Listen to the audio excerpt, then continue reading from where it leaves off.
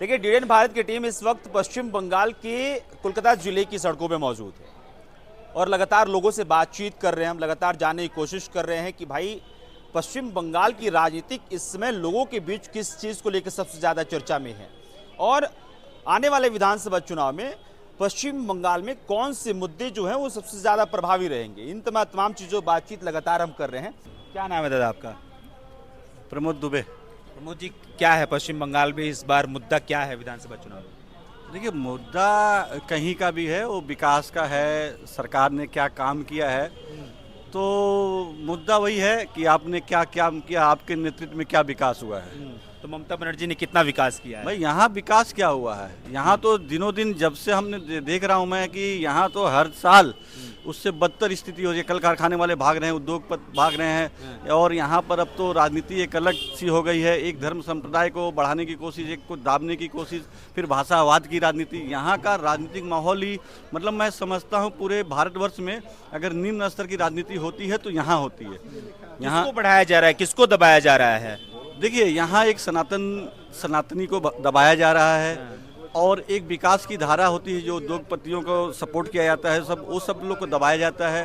तो हर मुद्दे से यहाँ बंगाल कैसे ये कह सकते हैं कि उधर सिलीगुड़ी में ममता बनर्जी मंदिर बना रही हैं, हुमायूं कबीर मस्जिद बनवा रहे थे तो उनको पार्टी से बाहर निकाल दी, तो फिर तो हिंदुओं के लिए ज्यादा काम कर रही है ममता बनर्जी। देखिए, हिंदुओं को उन्होंने क्या काम, खाली मंदिर बना। हमारे अयोध्या में भी तो मंदिर बना है, लेकिन वहाँ सबसे ज्यादा बुलडोजर भी चला है क्योंकि वहाँ पर एक्शन है, प्रतिक्रियाएं हैं। वहाँ पर माफिया राज, गुंडा राज ये सब नहीं चलता है।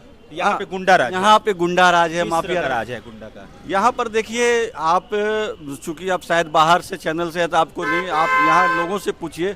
यहाँ निम्न, अब ये जैसे गाड़ी की पार्किंग होती है तो ये वैलिड पार्किंग नहीं है, बट ये गुंडा राज का पार्किंग कर दिया जाता है। अच्छा। ऐसे ऐसे गली में हर चीज का एक गुंडा राज, खाने कमाने का धंधा कर दिया है। विकास से कोई मतलब नहीं है। आपसे मैं ये पूछना चाहता हूँ, SIR का सबसे ज्यादा नाम कहाँ कट रहा है?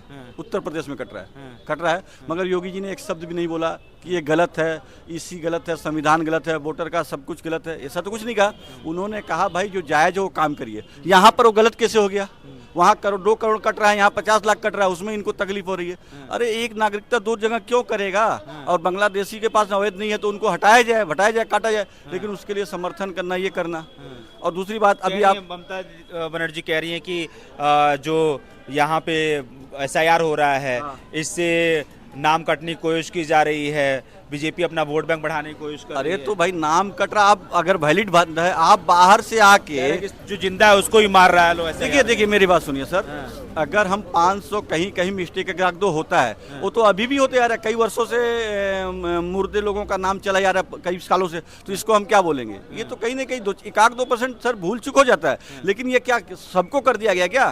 तो 2-4 की बातें हो जाती है, उसमें कोई नहीं है। लेकिन आप अंततः देखिए कि ज्यादातर मात्रा क्या है, सही चीजें हो रही हैं, सही राजनीति होगी, सही वोटर मिलेंगे, इससे तो उनका भी फायदा है। मैं बोलता हूँ, मैं उत्तर कोलकाता जिले में हूँ। अभी उत्तर कोलकाता में सबसे ज्यादा अगर नाम कटा है तो यूपी बिहार के लोगों का कटा है, लेकिन कहीं वो जायज भी है, कटना भी चाहिए। मैं उत्तर प्रदेश में हूँ तो मैं वहाँ का वोटर क्यों रहूंगा, यहाँ का वोटर क्यों रहूंगा? मैं एक जगह का हूँ तो मैं पश्चिम बंगाल का वोटर हूँ। तो इसमें गलत क्या हो रहा है? अब वो बोल रहे हैं कि ये गलत हो रहा है। अब हमारे पिताजी मान लिए नहीं है तो उनका वोट कटना चाहिए, तो कटना अभी तक चला जा रहा है। तो ये सब कहानी यहाँ पे हो रही है ना सर, ये वाजिब है। SIR होना जरूरी है, इसमें कोई दिक्कत नहीं है। SIR सही हो रहा है, बिल्कुल सही हो रहा है। मैं इसके सपोर्ट में, ये हर जगह हुआ है। यूपी बिहार में देखिए सर हुआ है, और इतना बढ़िया चुनाव हुआ, रिजल्ट आया, तो ये होना चाहिए। मैं इसका समर्थन करता हूँ। अच्छा, ED और ममता बनर्जी के बीच जो तमाम चीज़ें हुई, ये सुप्रीम कोर्ट में आज कार्रवाई हुई, उसमें सुनवाई हुई, तो वहाँ पे कहा गया कि भाई जो अभी तमाम चीज़ें उसको रोका गया है और ये कहा गया है कि जो पुलिस महानिदेशक हैं, DGP जो हैं, उनको लेकर टिप्पणी सुप्रीम कोर्ट ने की। देखिए सर, यहाँ पर आप कुछ सालों पहले यहाँ पर ये लोग जाके CBI ऑफिस को जाम किए, धक्का दिए। CBI यहाँ पे इनकी राजनीतिक प्रक्रिया यही है, इनको काम को डिस्टर्ब करना, क्योंकि इनको मालूम है कि मेरा अंतिम समय चल रहा है, अब मुझे कुछ बचा नहीं है, तो कैसे क्या करें? अब आप बताइए, वो प्रतीक जैन का ऑफिस, IPAC का ऑफिस, वो क्या वहाँ पर वो उसका रजिस्टर्ड है क्या कि TMC का ऑफिस ये है? तो तो ईडी जा ही सुप्रीम सकती है। कोर्ट में ये कहा गया है उनकी तरफ से कि भाई कॉन्ट्रैक्ट के तहत जो है फाइल वहां पर रखा गया था। आप कॉन्ट्रैक्ट के तहत क्या ये सार्वजनिक है? मैं ये मेरा छोटा सा दुकान है और मेरा गोडाउन वहाँ है, तो मुझे ये शो करना होगा कि मेरा गोडाउन भी वहाँ पे है। तो ऐसा तो उनका शो नहीं है सर। और तो ईडी कहीं गई छापे मार रही तो वो तो लेगी ही, उसमें गलत क्या है? और फिर आपको उसके नहीं बाद लगता कि यहाँ ये आपके पास कानून है ना, अगर मान लिया ले गया, आप कानून के तहत उसको न्याय लड़के अपना ले लीजिए, इसमें गलत क्या कर रही है? तो आप एक सीएम होते हुए जाके कर रही है, इसका मतलब दाल में काला है।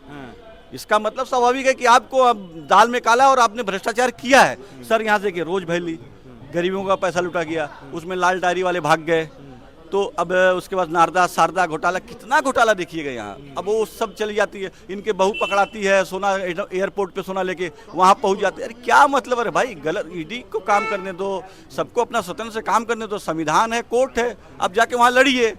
कहते हैं कि भाई ममता बनर्जी भी दावा करती हैं कि ईडी जो है वो बीजेपी के इशारे पे काम करती है। सर देखिए, अगर ऐसा है ना तो मैं भी बोलूँगा, यहाँ पे मेरे कुछ कोर्ट के केस चलते हैं, तो मैं भी बोलूँगा वो उनका कचहरी है, कोर्ट है, उनका जज है। ये सब नहीं है सर, संविधान है, संविधान किसी का नहीं होता, और संविधान में जीत होती है। अगर आप सही है तो आपकी जीत होगी। ममता बनर्जी सही होती, जीत जाएंगी, इसमें क्या दिक्कत है? उनको इतना वो क्या है, ताजुब क्या है? कह रही हैं कि बीजेपी इस बार 0 हो जाएगा।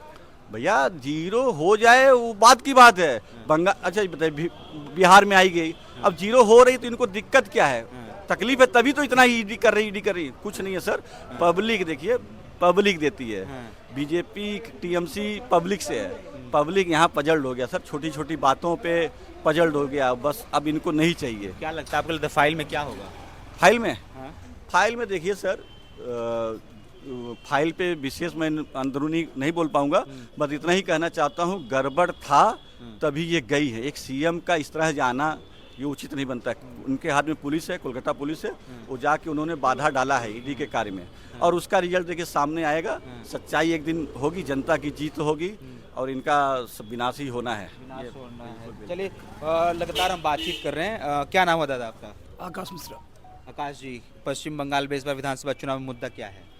मुद्दा यहाँ पश्चिम बंगाल में कोई मुद्दा नहीं है। मुद्दा ये है बंगाल का जो अस्मिता है, बंगाल का जो संस्कृति है, वही मेन मुद्दा है। यहाँ की माताओं बहनों का सम्मान ही मुद्दा है। यहाँ के युवाओं, हमारे वरिष्ठों का जो सम्मान है वही मुद्दा है। यहाँ के युवाओं को जो नौकरी नहीं मिल रहा है, चाकरी नहीं मिल रहा, उनका सम्मान नहीं मिल रहा, यही मुद्दा है। आज देखिए, यहाँ पश्चिम बंगाल में एक महिला मुख्यमंत्री है, लेकिन फिर भी हमारी बहनों के साथ खुलेआम रेप होता है। अब मुख्यमंत्री जो रेप करने वाले इनकी गुंडे तंत्र है, उनको संरक्षण देती है। क्या बात कर रहे हैं? ममता बनर्जी खुद कह रही हैं कि बंगाल की संस्कृति को बचाना है। आज ममता बनर्जी के कुछ दिन पहले का भी स्टेटमेंट सुनिए। ममता बनर्जी एक महिला मुख्यमंत्री, जो कि देश में पहली महिला मुख्यमंत्री थी, उनका स्टेटमेंट था कि महिलाएं, हमारी बच्चियां 8 बजे के बाद घर से नहीं निकले।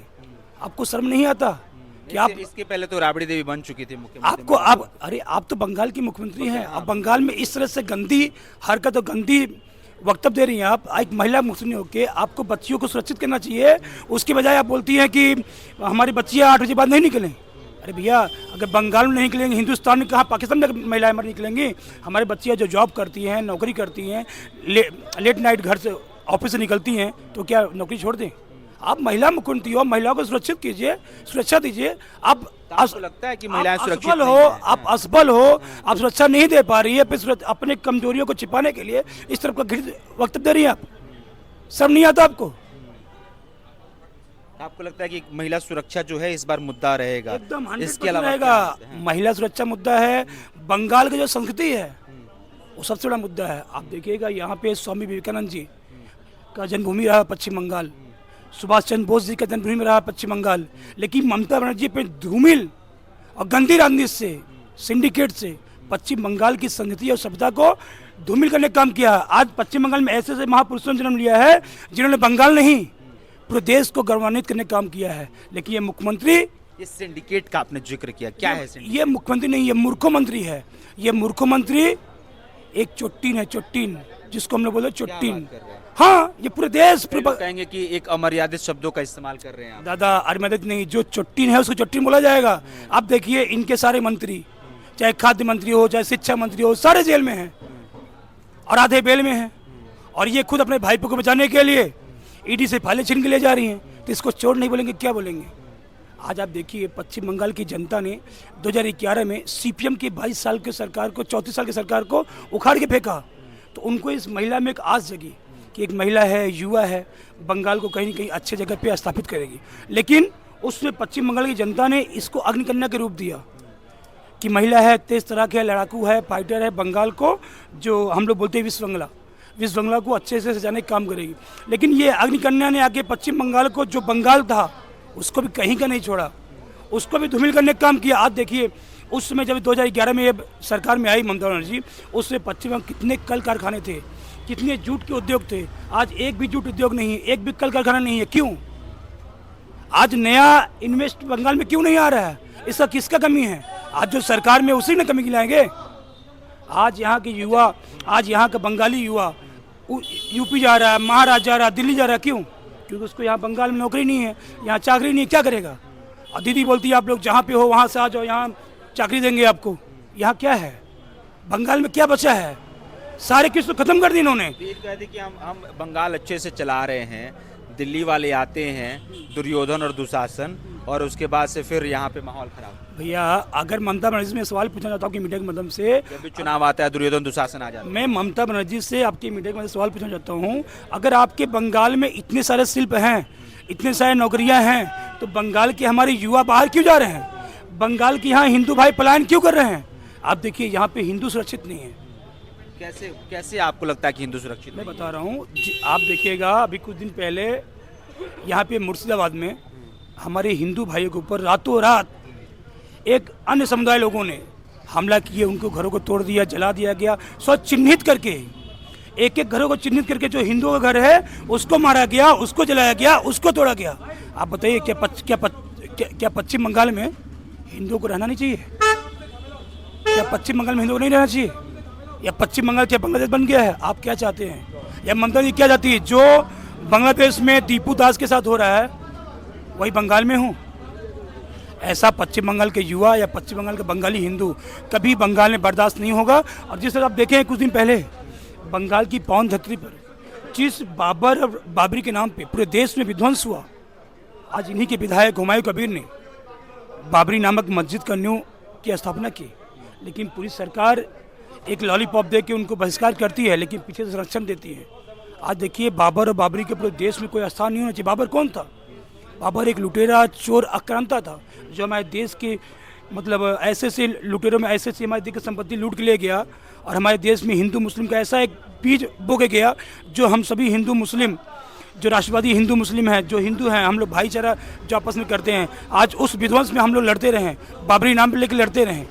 कि आज वही पश्चिम बंगाल में वापस बाबर और बाबरी की जगह बनाना चाहिए? ऐसा नहीं होना चाहिए। चलिए, क्या नाम है दादा आपका? शोईबाल ठाकुर। इस बार पश्चिम बंगाल में विधानसभा चुनाव में मुद्दा क्या है? মানে কি হতে পারে? হ্যাঁ, ওই সুইপ 2011 সালে যেমন বামফ্রন্ট সুইপ হয়েছিল সেইটাই হবে। इस बार मुद्दा क्या है? इस बार ममता बनर्जी कितना काम की है पिछले 15 सालों में? काम क्या, अकाम अकाम बेकाम सब किया, तो काम का कोई कुछ तो नहीं किया काम कुछ नहीं की। ना। कहती तो है कि हाँ हमने अपने राज्य को बहुत अच्छे से रखा हुआ है, बाहर के लोग आते हैं और इसको बिगाड़ने की कोशिश करते हैं। वो तो बोलने में तो बहुत कुछ बोल देते हैं, लेकिन इधर क्या हुआ अभी तक? उन्होंने कभी एक तो भी बड़ा मछली कारखाना, फैक्ट्री कुछ उद्बोधन किया है? उन्होंने जो बिजनेस समिट जो करता है उसमें जो खर्चा होता है, वो पूरा खर्चा मिला के जितना पैसा होता है उतना पैसा हमारा पूरा साल में इस राज्यों का कोई एक तो कारखाना भी नहीं बना है। शिक्षा तो क्या बोलेगा, सब तो स्कूल में अभी आइदर स्टूडेंट है नहीं तो टीचर है, स्टूडेंट है टीचर नहीं है, टीचर है स्टूडेंट नहीं है, ऐसे ही चल रहा है। शिक्षा का अवस्था तो आप देख रहा है। हम लोग का लज्जा लगता है सारा इंडिया में जो हम बंगाली है, बंगाल का रहने वाला है। ये जो हम लोग का एक तो ये माने वो था, सम्मान था, वो अभी नहीं है। हम लोग अभी खूब शर्मिंदा में है। ये ईडी की छापेमारी हुई आईपैक कार्यालय पे, उस समय ममता बनर्जी ने एक स्टेटमेंट दिया कि बंगाली कल्चर को खराब बचाना है। ये तो झूठ बोलता है ना। इधर बोलता है कि अबांगाली का पार्टी है, तो हमारा सारा पश्चिम बंगाल में 43 तो जिला है, जिला प्रेसिडेंट है। ये 43 जिला प्रेसिडेंट में 3 आदमी अबांगाली है और 40 है बंगाली।